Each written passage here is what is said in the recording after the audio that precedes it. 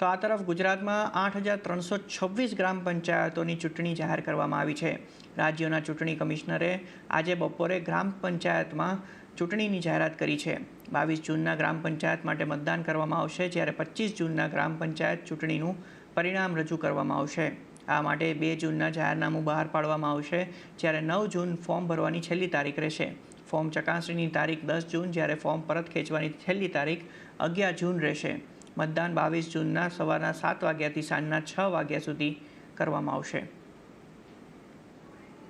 જે જાહેરનામા 2 જૂન એટલે સોમવારે 2 જૂન 2025, ઉમેદવારી પત્ર ભરવાની છેલ્લી તારીખ સોમવારે 9/6/2025, ઉમેદવારોની પત્રોની ચકાસણી તારીખ મંગળવારે 10/6/25 અને ઉમેદવારી પરત ખેંચવાની છેલ્લી તારીખ બુધવાર 11/6/25. મતદાનની તારીખ અને સમય રવિવારે 22/6/25 સવારના 7 વાગ્યાથી સાંજે 6 વાગ્યા સુધી. પુનઃ મતદાન જરૂર હોય તો મંગળવારે એટલે 24/6/25. મતગણતરી તારીખ બુધવારે 25/6/25 અને ચૂંટણી પ્રક્રિયા પૂરું થશે 27/6/25.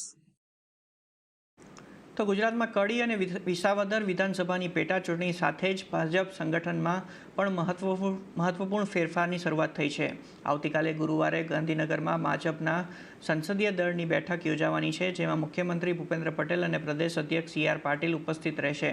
આ બેઠકમાં પેટા ચૂંટણીના ઉમેદવારો નક્કી કરવા ઉપરાંત આંતરિક સંગઠન, ધારાસભ્યોની જવાબદારીઓ અને આગલા રાજકીય દિશા નિર્દેશો અંગે ચર્ચા થવાની શક્યતા છે.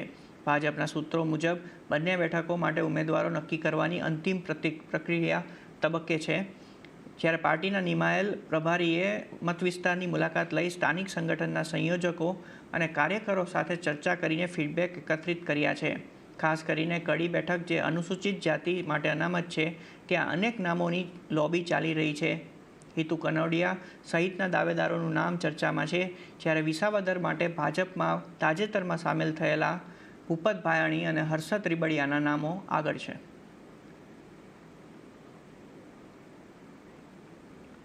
તો આ તરફ જૂનાગઢની વિસાવદર પેટા ચૂંટણી માટે ગોપાલ ઇટાલિયા 31 મેના રોજ ઉમેદવારી ફોર્મ ભરશે. આ માટે અરવિંદ કેજરીવાલ, ભગવત માન, ગોપાલ રાય સહિતના નેતાઓ હાજર રહેશે. પેટા ચૂંટણી માટે આમ આદમી પાર્ટી અને ભાજપ વચ્ચે હાલ પ્રચાર યુદ્ધ ચાલી રહ્યું છે. એવામાં વિસાવદર બેઠક પરથી ગોપાલ ઇટાલિયા ચૂંટણી લડવાનું નક્કી હોવાના કારણે તેમણે પ્રચાર કરવાનું ચાલુ કરી દીધું છે. આજે સાંજ સુધીમાં કડી બેઠક માટે ઉમેદવારનું નામ નક્કી થઈ શકે છે.